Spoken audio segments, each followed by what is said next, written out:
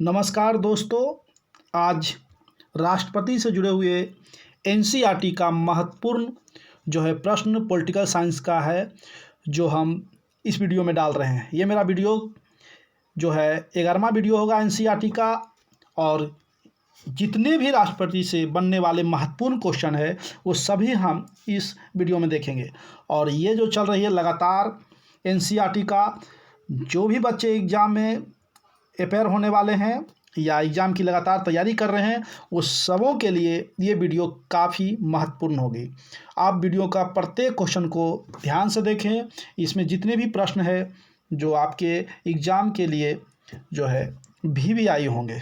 तो चलिए, राष्ट्रपति जो देश का प्रथम नागरिक होते हैं, इनसे जुड़े हुए जितने भी अनुच्छेद, इनसे संबंधित एनसीईआरटी सार संग्रह में हम लोग देखेंगे। चलिए, नंबर 1 है कि राष्ट्रपति के पद की अर्हता किस अनुच्छेद में वर्णित मिलता है? तो अनुच्छेद 58, यानी राष्ट्रपति की योग्यता का जो वर्णन मिलता है अनुच्छेद 58 में। नेक्स्ट है कि भारत का नागरिक जो होते हैं राष्ट्रपति होते हैं, इनको बनने के लिए जो न्यूनतम उम्र होनी चाहिए 35 वर्ष की आयु होनी चाहिए। ठीक है। नेक्स्ट है लोकसभा का सदस्य निर्वाचित होने के योग्य भी होते हैं, साथ ही किसी लाभ के पद पर ना हो। तो ये सभी जो है अनुच्छेद हमें 58 ये योग्यता बताता है कि राष्ट्रपति भारत का नागरिक होना चाहिए, इनकी उम्र 35 वर्ष होनी चाहिए, लोकसभा के सदस्य जो है निर्वाचित होने का योग्य हो और किसी लाभ के पद पर ना हो। ये सारे जो हमें अनुच्छेद 58 बताती है। नेक्स्ट क्वेश्चन आते हैं अगले क्वेश्चन की ओर। क्वेश्चन नंबर है दूसरा पॉइंट है, जिसमें कहते हैं कि भारत में राष्ट्रपति का निर्वाचन किस प्रकार होता है? तो निर्वाचन जो होती है वो अप्रत्यक्ष मतदान से होती है, आनुपातिक प्रतिनिधित्व से एकल संक्रमणीय मत की पद्धति द्वारा होता है। कहते हैं अगले पॉइंट कि भारत के राष्ट्रपति के चुनाव में मतदान कौन करता है? तो है राज्यसभा, लोकसभा और राज्यों एवं केंद्र शासित प्रदेशों की विधानसभाएं के निर्वाचित सदस्य इसमें भाग लेते हैं। अब भाग कौन लेते हैं सर? तो ये भी आपको याद रखना होगा कि राष्ट्रपति के निर्वाचन में जो जितने भी है विधान परिषद राज्यों के, वो सभी इसमें भाग नहीं लेते हैं। और साथ ही साथ राष्ट्रपति के द्वारा चुने गए जो प्रतिनिधि है वो भी भाग नहीं लेते हैं। महान्यवादी वो भी इनके चुनाव में भाग नहीं लेते हैं। चलिए अगले पॉइंट में आते हैं। अगले पॉइंट में कहते हैं कि भारत के राष्ट्रपति उम्मीदवार के प्रस्ताव का अनुसमर्थन कम से कम कितने सदस्यों द्वारा किया जाना चाहिए? तो जो राष्ट्रपति के उम्मीदवार होंगे, जो राष्ट्रपति के पद के लिए खड़ा होंगे, जो राष्ट्रपति के जो योग के लिए चुनाव लड़ेंगे, उनके लिए कम से कम लोकसभा के संसद के 50 जो है निर्वाचकों द्वारा अनुमोदित होने चाहिए, तभी वो जो है उन समर्थन में खड़ा हो सकते हैं। चलिए अगला पॉइंट आते हैं। अगले पॉइंट में कहते हैं क्या कि भारत में राष्ट्रपति का चुनाव एकल हस्तांतरणीय मत प्रणाली द्वारा किया जाता है। एकल हस्तांतरणीय मत प्रणाली द्वारा किया जाता है।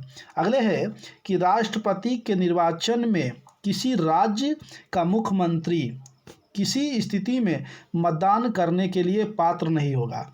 यानी किसी राज्य का अगर मुख्यमंत्री हैं और वो राष्ट्रपति के चुनाव में जो है मत देने का पात्र नहीं होंगे, वो किस स्थिति में नहीं होंगे, तो ये देखना है। यदि वह राज्य विधानमंडल में उच्च सदन का सदस्य हो, तो अगर वो मुख्यमंत्री जो बने हैं, क्योंकि मुख्यमंत्री बने या प्रधानमंत्री बनते हैं, वो संसद के किसी सदन में अगर सदस्य है तो वो प्रधानमंत्री बन सकते हैं, और राज्यों में विधानमंडल के किसी सदन के सदस्य हैं तो वो भी मुख्यमंत्री बन सकते हैं। तो यहाँ सवाल जो है, सवाल समझने वाली चीज़ है क्या कि राष्ट्रपति के निर्वाचन में मुख्यमंत्री अगर शामिल नहीं हो रहा है, कब स्थिति में किस स्थिति में नहीं होंगे?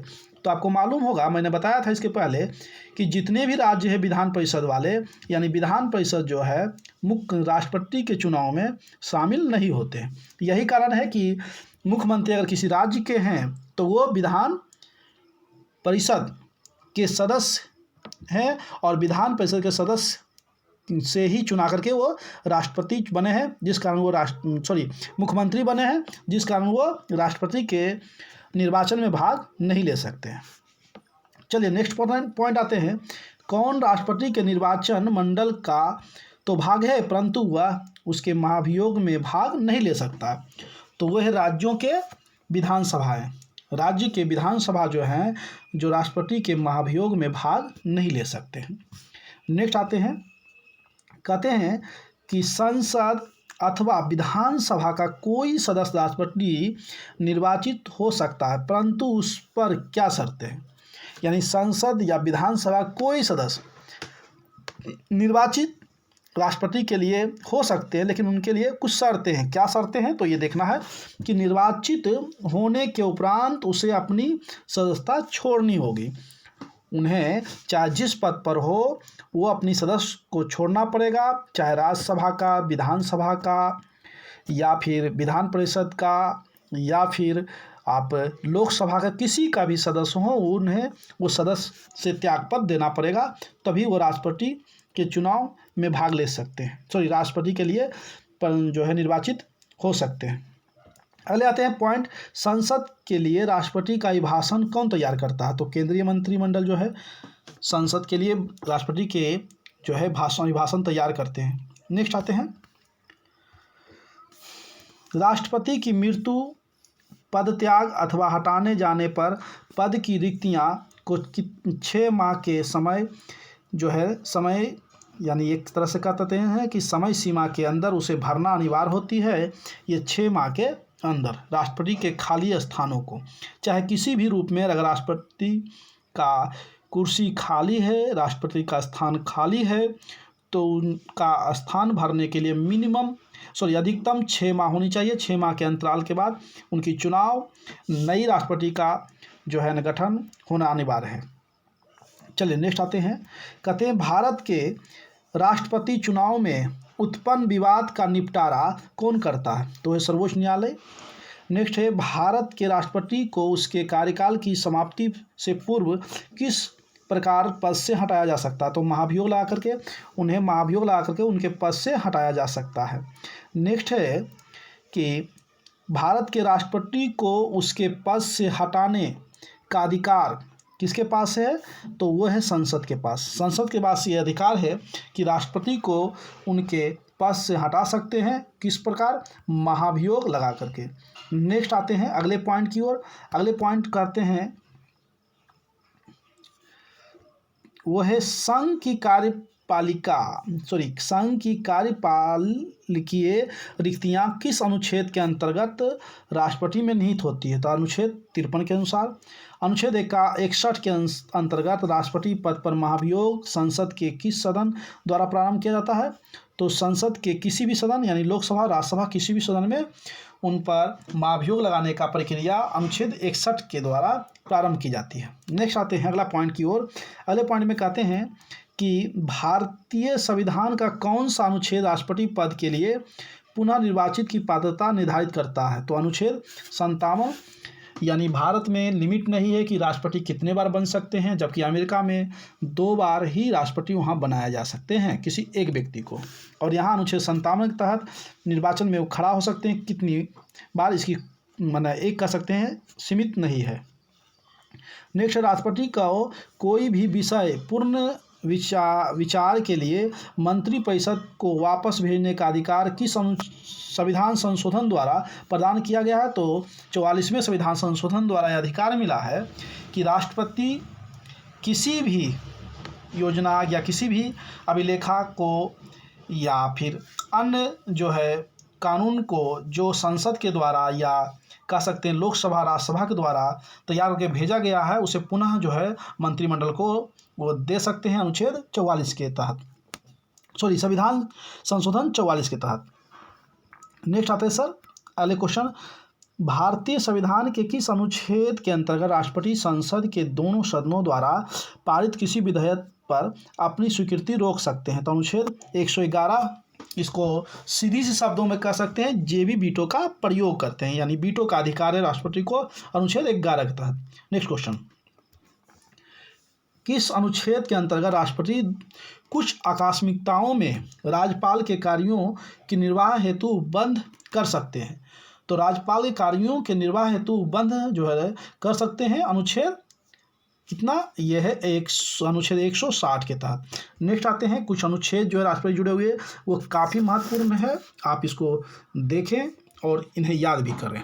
चलिए, राष्ट्रपति संबंधित महत्वपूर्ण अनुच्छेद। अनुच्छेद 52 में राष्ट्रपति भारत का राष्ट्रपति होंगे। अनुच्छेद 53 में संघ की कार्यपालिका शक्ति राष्ट्रपति में निहित होता है। संघ की कार्यपालिका शक्ति राष्ट्रपति है। और अनुच्छेद 54 में राष्ट्रपति का निर्वाचन मंडल की व्यवस्था की गई है। अनुच्छेद 55 में राष्ट्रपति के निर्वाचन की रीति जो सिस्टम है, नियम है, वो बताए गए हैं। अनुच्छेद 56 में राष्ट्रपति के पद अवधि की वर्णन मिलता है। और अनुच्छेद 57 में पूर्ण निर्वाचित के लिए पात्रता जो मिलता है, जबकि अनुच्छेद 58 में राष्ट्रपति निर्वाचित होने के लिए अर्हता यानी जो योग्यता होती है वो महत्वपूर्ण है। अनुच्छेद 59 में राष्ट्रपति पद के लिए जो शर्तें हैं वो वर्णित मिलता है। अनुच्छेद 60 में राष्ट्रपति द्वारा शपथ या प्रतिज्ञा जो ली जाती है वो अनुच्छेद 60 में वर्णित मिलता है। अनुच्छेद 61 में राष्ट्रपति पर महाभियोग चलाने का अधिकार संसद के पास है, यानी लोकसभा और राज्यसभा कोई भी सदन में राष्ट्रपति पर महाभियोग अनुच्छेद 61 के तहत लगा सकते हैं। नेक्स्ट आइए अनुच्छेद 62 की जो है, 62 में जो कहते हैं कि राष्ट्रपति का पद रिक्त होने की स्थिति में उसे भरने के लिए निर्वाचन करने का समय और आकस्मिक रिक्ति को भरने के लिए निर्वाचित व्यक्ति की पदावधि होनी अनिवार्य है। अनुच्छेद 62 के तहत अनुच्छेद आइए 72 में। अनुच्छेद 72 में जो हमें बताता है कि क्षमा आदि की और कुछ मामलों में दंडादेश के निलंबन, परिहार या लघुकरण की राष्ट्रपति को शक्ति है। यानी राष्ट्रपति जो है क्षमादान जो करते हैं वो अनुच्छेद 72 के तहत मृत्यु भी दान करने का, मृत्यु जो है किन्हीं को अगर फांसी की सज़ा है तो उन्हें माफ़ करने का भी अधिकार राष्ट्रपति को है, और वो अनुच्छेद 72 के तहत। नेक्स्ट है अनुच्छेद 73 में जो है संघ की कार्यपालिका शक्ति का विस्तार भी राष्ट्रपति में होती है, अनुच्छेद 73 में वर्णित है। ये पॉइंट है सर, इस पॉइंट को हम लोग देखते हैं। कहते हैं कि राष्ट्रपति को मृत्यु के मामले में क्षमादान करने की शक्ति प्राप्त है, किंतु राज्यपाल के पास ये शक्ति नहीं है। राष्ट्रपति को तो प्राप्त है मृत्युदंड, कितना, अनुच्छेद 56 के तहत क्षमादान करने का अधिकार है, जबकि राज्यपाल को जो है न क्षमादान तो कर सकते हैं, लेकिन उन्हें जो है मृत्युदंड जो है माफ़ीनामा देने का अधिकार नहीं मिला है। चलिए अगले पॉइंट आप देखते हैं। राष्ट्रपति से जुड़े एक काफ़ी महत्वपूर्ण पॉइंट है जिसको हम पूरे वीडियो देखें तभी हमें जो है राष्ट्रपति से जुड़े हुए सारे क्वेश्चन हमें बन सकता है, और एग्ज़ाम में जितने भी राष्ट्रपति से बनने वाला क्वेश्चन होंगे वो इससे बाहर नहीं होंगे, ये मेरा अनुमान है। इसलिए आप पूरा वीडियो देखें और पूर्ण रूप से राष्ट्रपति से जुड़े हुए क्वेश्चन को अपने जो है न खुद को इस पर कन्फर्म हो जाए, याद कर ले, जो आपके आने वाला एग्ज़ाम के लिए काफ़ी महत्वपूर्ण होगा। तो चलिए पॉइंट के चलते हैं, क्वेश्चन थोड़ा हम बड़ा कर देते हैं। देखते हैं कि सर्वोच्च न्यायालय के न्यायाधीश को उसके पद से हटाने का अधिकार किसके प्राप्त मिला है? तो राष्ट्रपति को यह अधिकार है कि सर्वोच्च न्यायालय के न्यायाधीश को हटाने का अधिकार है, लेकिन कब? जब संसद के द्वारा उसे कहे जा सकते हैं, संसद के द्वारा जो है अनुशंसा की जा सकती है, तभी है। नेक्स्ट है भारतीय संविधान का अनुच्छेद 143 में राष्ट्रपति को उच्चतम न्यायालय के से परामर्श लेने की शक्ति है, लेकिन याद रखिएगा शक्ति है लेने की, लेकिन उसे मानने के लिए वाद राष्ट्रपति जी नहीं है। हमें अनुच्छेद 143 की बात कर रहे हैं कि राष्ट्रपति उच्चतम न्यायालय से सलाह ले सकते हैं, परंतु उसे मानने को बाध्य नहीं है। नेक्स्ट पॉइंट की ओर आते हैं। राष्ट्रपति लोकसभा को कब भंग कर सकते हैं? तो केंद्रीय मंत्रिमंडल की अनुशंसा पर। नेक्स्ट है लोकसभा और राज्यसभा का संयुक्त अधिवेशन किसके द्वारा आयोजित किया जाता है? तो राष्ट्रपति के द्वारा। भारत के राष्ट्रपति ने किस एक मात्र मामले में जेवी वीटो की शक्ति जो है प्रयोग किया था? तो वो मामला है भारत डाकघर संशोधन विधेयक वर्ष 1986 ईस्वी में। ज्ञानी जैल सिंह उस समय थे राष्ट्रपति जिन्होंने इस पर भारत के डाक घर पर संशोधन में जेबी वीटो का उन्होंने पहली बार प्रयोग किया था। वह डेट है 1986 ईस्वी को। नेक्स्ट आते हैं अगले पॉइंट की ओर। भारत का राष्ट्रपति संसद के दोनों सदनों की चर्चा में भाग तो नहीं ले सकता, लेकिन दोनों सदनों को बुलाने का अधिकार है इनको, राष्ट्रपति को। नेक्स्ट है, किसी भौगोलिक क्षेत्र को अनुसूचित क्षेत्र घोषित करने का संवैधानिक अधिकार किसको प्राप्त है? तो राष्ट्रपति को। राष्ट्रपति द्वारा नियुक्ति जो की जाती है अधिकारियों के, उसकी हम चर्चा करेंगे और ये काफ़ी महत्वपूर्ण है। ये पॉइंट जो है याद करने की पॉइंट है और इसे हम लोग याद कर ले तो काफ़ी अच्छी बात है। चलिए देखते हैं क्वेश्चन। प्रधानमंत्री एवं केंद्रीय मंत्री, राज्य के राज्यपाल, वित्त आयोग एवं राज्य भाषा आयोग के अध्यक्ष एवं सदस्य, उच्चतम न्यायालय और उच्च न्यायालयों के न्यायाधीश। देखिए उच्चतम न्यायालय तो करता ही है, उच्च न्यायालय यानी राज्यों के जो न्यायाधीश होते हैं उनको भी राष्ट्रपति करते हैं। कहीं कहीं आप लोग गलती मान के निकल आते हैं, राज्यपाल मार देते हैं क्योंकि राज्य का जो है न्यायाधीश है तो राज्यपाल द्वारा नियुक्त किया था। ऐसा कुछ नहीं है, ये भी राष्ट्रपति के द्वारा ही जो है इन्हें नियुक्त किया जाता है, लेकिन हटाने की जो प्रक्रिया है वो राज्यपाल के जो है ना परिवेश अनुशंसा पर हटाया जाता है। चलिए नेक्स्ट आते हैं। भारत के महान्यवादी तथा नियंत्रक एवं महालेखा परीक्षक, संघ लोक सेवा आयोग के अध्यक्ष एवं सदस्य, मुख्य निर्वाचन आयुक्त एवं अन्य निर्वाचन आयुक्त को राष्ट्रपति नियुक्त करते हैं। चलिए आगे नेक्स्ट और देखते हैं। कहते हैं कि राष्ट्रीय मानवाधिकार आयोग के अध्यक्ष एवं सदस्य, अनुसूचित जाति अनुसूचित जनजाति आयोग के अध्यक्ष एवं सदस्य, संघ राज्य क्षेत्रों के राज्यपाल अथवा प्रशासन यानी जो उपराज्यपाल होते हैं संघ के शासित प्रदेश को, उसको भी राष्ट्रपति नियुक्त करते हैं। दिल्ली एवं पुदुचेरी के मुख्यमंत्री को भी राष्ट्रपति नियुक्त करते हैं। तो ये जो है महत्वपूर्ण कुछ ऐसे पद हैं जो राष्ट्रपति जी के द्वारा नियुक्ति की जाती है अधिकारियों को, और ये याद करने वाली बातें हैं और हम लोग इसको याद कर ले तो काफ़ी महत्वपूर्ण होगी। चलिए नेक्स्ट आते हैं अगले पॉइंट की ओर। नेक्स्ट है कि वर्तमान में राष्ट्रपति का मासिक वेतन कितनी है? तो 5 लाख रुपया है। यदि भारत के राष्ट्रपति का पद रिक्त हो जाए और कोई उपराष्ट्रपति भी ना हो तब कार्यवाहक राष्ट्रपति कौन होगा? देखिए ये क्वेश्चन तो बनता ही है 1 नंबर के लिए, यानी VVI ये तो क्वेश्चन बन ही जाता है कि यदि राज्य में हमारे भारत में राष्ट्रपति का पद हो, राष्ट्रपति ना हो, छुट्टी में हो या किसी प्रकार डेट कर गए या उनका स्थान खाली हो और उपराष्ट्रपति भी ना हो, तब उस पद पर राष्ट्रपति का पद जो है सर्वोच्च न्यायालय के मुख्य न्यायाधीश निभाएगा। लेकिन यदि सर्वोच्च न्यायालय का मुख्य न्यायाधीश भी ना हो, राष्ट्रपति का पद भी खाली हो, उपराष्ट्रपति भी ना हो और सर्वोच्च न्यायालय का मुख्य न्यायाधीश भी ना हो, तब राष्ट्रपति का पद कौन संभालेगा? यहाँ तो सवाल आ जाती है। तब उस अवस्था में सर्वोच्च न्यायालय के वरिष्ठ न्यायाधीश जो होते हैं वही राष्ट्रपति का पद संभालेंगे। समझ गए ना क्वेश्चन? चलिए अब नेक्स्ट पॉइंट आते हैं। कहते हैं कि वह राष्ट्र का प्रतिनिधित्व करता है परंतु राष्ट्र का नेतृत्व नहीं करता। यह उक्ति किस पर लागू होती है? भारत के राष्ट्रपति पर। वह राष्ट्र का प्रतिनिधित्व करता है परंतु राष्ट्र का नेतृत्व नहीं करता है, यह राष्ट्रपति पर लागू होती है। ये पॉइंट याद करने वाली है जो हमें BPSC के लिए क्वेश्चन तो ये बन जाता है। नेक्स्ट है, भारत के राष्ट्रपतियों में से कौन बिहार का राज्यपाल रह चुके हैं? तो ये तो जाकिर हुसैन भी रहे, रामनाथ कोविंद रहे, ये दोनों रह चुके हैं और इस बार दोनों में से एक तो जो है ना BPSC में बनता ही हो क्वेश्चन, तो आप इसे ध्यान दें। नेक्स्ट आते हैं अगले पॉइंट की ओर आते हैं। अगले पॉइंट कहते हैं कि राष्ट्रपति का प्रसाद प्रयत्न पद धारण करने वाले प्राधिकारी, यानी उन पर इच्छा के अनुसार जब तक बने रहेगा। इनके लिए कार्यकाल कितने वर्ष का होता ये नहीं जो है न आएगा, कभी भी आएगा तो याद रखिएगा, पूछा जाएगा कि संघ के मंत्री कितने वर्ष का कार्यकाल होते हैं, राज्यों के राज्यपाल कितने वर्ष का जो है इनका कार्यकाल होता है, भारत के महान्यवादी तो याद रखिएगा प्रसाद प्रयत्न यानी राष्ट्रपति के इच्छा के अनुसार वो पद पर बना रहेंगे।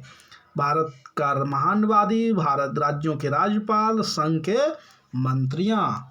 चलिए नेक्स्ट आते हैं अगले पॉइंट की ओर। इस एनसीईआरटी सार संग्रह में जितनी भी पॉइंट क्वेश्चन होती है, सभी पॉइंट का अपने आप में महत्वपूर्ण प्रश्नों में से एक गिनती आती है। इसलिए मैं आशा करता हूं कि जो भी वीडियो देख रहे हैं वो इस पर जो है ध्यान से क्वेश्चन को याद रखें, और अगर वीडियो अच्छे लगते हो तो आप लाइक कर लें, अपने दोस्तों को शेयर करें, क्योंकि दूसरों की भलाई खुद की भलाई के बराबर ही होती है। चलिए, एक विधेयक जो संसद में प्रस्तुत किया जाता है वह किस प्रक्रिया के बाद अधिनियम बन जाता है? तो राष्ट्रपति के हस्ताक्षर होने के बाद वो क्या होता है? अधिनियम बन जाता है। नेक्स्ट है, पहले तो विधेयक रहता तब तक जब तक संसद यानी लोकसभा राज्यसभा में जो प्रस्तुत किए जाते हैं प्रक्रिया होती है तब तक तो विधेयक होती है, और जब राष्ट्रपति का हस्ताक्षर होती है तब वह अधिनियम में आता है, आम पब्लिक पर लागू होना प्रारंभ हो जाती है। आइए अगले पॉइंट की ओर आते हैं। जब कोई विधेयक संसद के दोनों सदनों द्वारा पारित कर दिया जाए तो राष्ट्रपति को उस विधेयक पर अपनी अनुमति रोकने का अधिकार प्राप्त है, यानी वह रोक सकते हैं, इसलिए वह अधिनियम नहीं बन सकता है। नेक्स्ट आते हैं, अगले क्वेश्चन आते हैं कि निर्विरोध रूप से चुने गए भारत के प्रथम राष्ट्रपति कौन थे? तो नीलम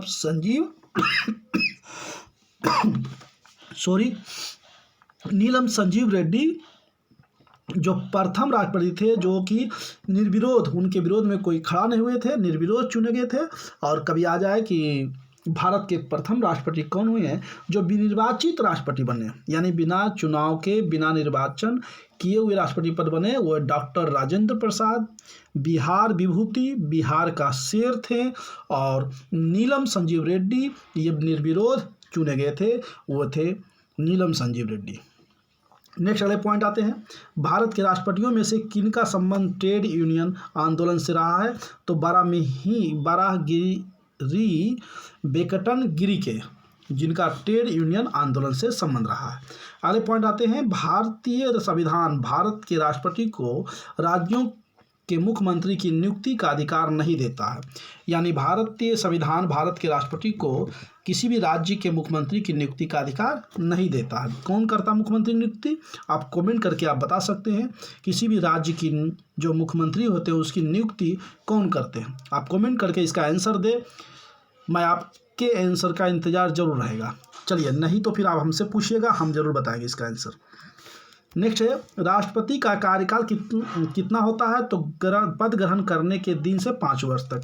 भारत के किस राष्ट्रपति को मिसाइल मैन की संज्ञा दी गई? तो ये तो हम लोग को पता ही होगा, काफ़ी महत्वपूर्ण क्वेश्चन है जी।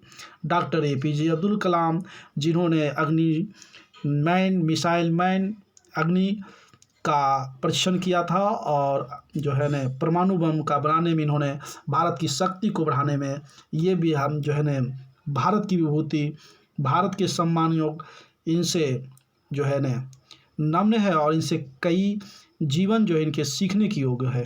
चलिए अगले क्वेश्चन पॉइंट की ओर आते हैं।